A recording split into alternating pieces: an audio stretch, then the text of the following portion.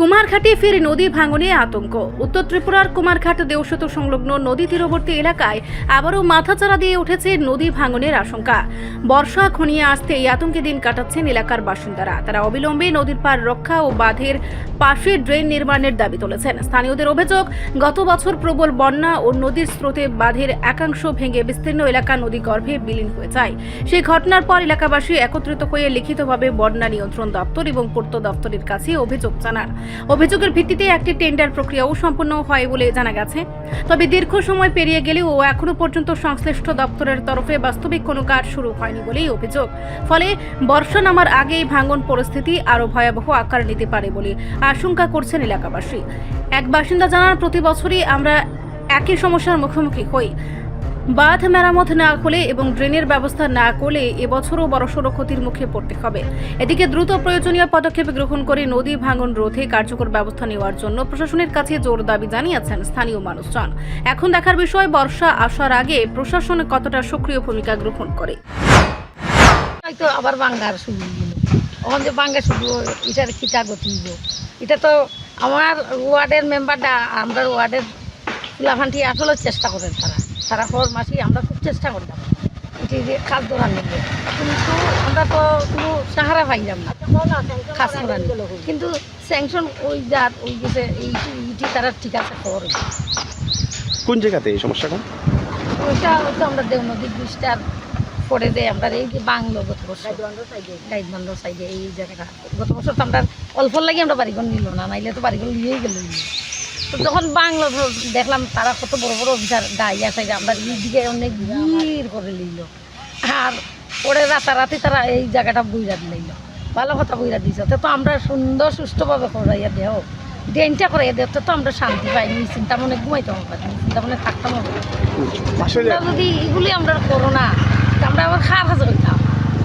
Flat কন্ট্রোলে মানুষের বেশি দোষের কম, তারা আমরা এই কাজটি গুরুত্ব করে না, গতিকে আমরা এইটি এইরকম ক্ষতি করে আমরা। আচ্ছা, পাশে দেখতেছি একটা নদী, কি নদী? দেব নদী। আচ্ছা আচ্ছা, মানে বিশেষ করে বর্ষার সিজনে নদীর পাড় ভাঙে। এখানে মানে কত পরিবারের বসবাস নদীর পাড়ে? কত পরিবার মোটামুটি একটা অনুমানিক না গো, আরো বেশি। আমাদের এই দিকের মধ্যে আমরা এই থেকে নদীর বাড়ি থেকে দূরে তো 10 পরিবার কিনি, আরো বেশি ঘনবসতিপূর্ণ জনবসতি। মানে বর্ষার সময় ওই নদীর পাড় ভাঙে এবং বাড়ি ঘরে জল উঠে। নদীর পাড় ভাঙে না, নদীটা দিয়ে জল আইয়ে এই ড্রেনের জলটা জমে, বিশেষ করে আমরা ড্রেনের জল জমে। জল যাতায়াত করতে পারে না, জলটা এই ড্রেনটা দিলে তো আমরা ড্রেনটার জলটা ক্লিয়ার হয়ে গেলে আমরা গাইড বান্ধাও ভাঙে না। আচ্ছা, বিশেষ করে দেখছি গাইড বানের সাইডে ভাঙন দেখা দিছে, এটা কি জলের কারণে? বর্ষার সময় আইলে আর এই যে মাটিটি তারা ফালাই গেল গিয়া, মাটিটি তো প্লেন করলো না, ঠিকঠাকও করলো না, তো মাটি ভাঙবো। এই যে বৃষ্টি দিতেছে, সাধারণ বৃষ্টি দিতেছে, আরও তো পুরা বৃষ্টি রইয়া গেল। এই বৃষ্টির সময়তে এটি কিচ্ছু থাকতো না, সব লইয়া দিব ভাঙ্গা সেরা, তখন কি গতিটা। আমরা রোয়াদের এরা কিন্তু আপ্রাণ চেষ্টা করে তারা এইগুলির কাজ করার নিয়ে লেগে, কিন্তু তারা যদি ফ্ল্যাট কন্ট্রোলে মানুষের যদি এগুলি গুরুত্ব করে না, তো এগুলি তারা করতে গিয়া একদম এগুলো তো তারা গুরুত্ব করতে হইব না। তো তারা বাংলা পরে দেখা যায় তারা কি বড় বড় গাড়ি লিয়া বা কি সুন্দর আইতাছে যাইতাছে, বা মানুষ আমরা দেখায় তারা আমরা আইছি তো আমরা কইরা দিলেই, কিন্তু খাওয়া শেষ হয়ে গেলে শেষ, তারা আর মিলে না।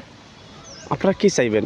আমরা চাই আমরা এটি সুন্দর হইতো এবং আমরা ড্রেন হইতো, বিশেষ করে আমরা এটি দেখো ড্রেন না হইলে আমরা বাঁচার কোনো রাস্তা নাই। তো এটা কত নম্বর ওয়ার্ড? ওইটা 4 নম্বর ওয়ার্ড না গোমাসি। আচ্ছা, কুমারঘাট পৌর পরিষদে। আচ্ছা, আপনাদের নামটা? আমার নাম দাস, বাইনের নাম বিনা দে।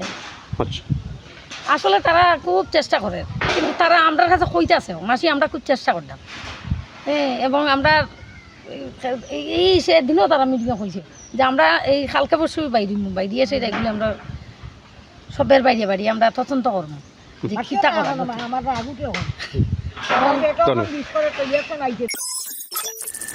রিপোর্ট সংবাদ প্রতীক্ষা।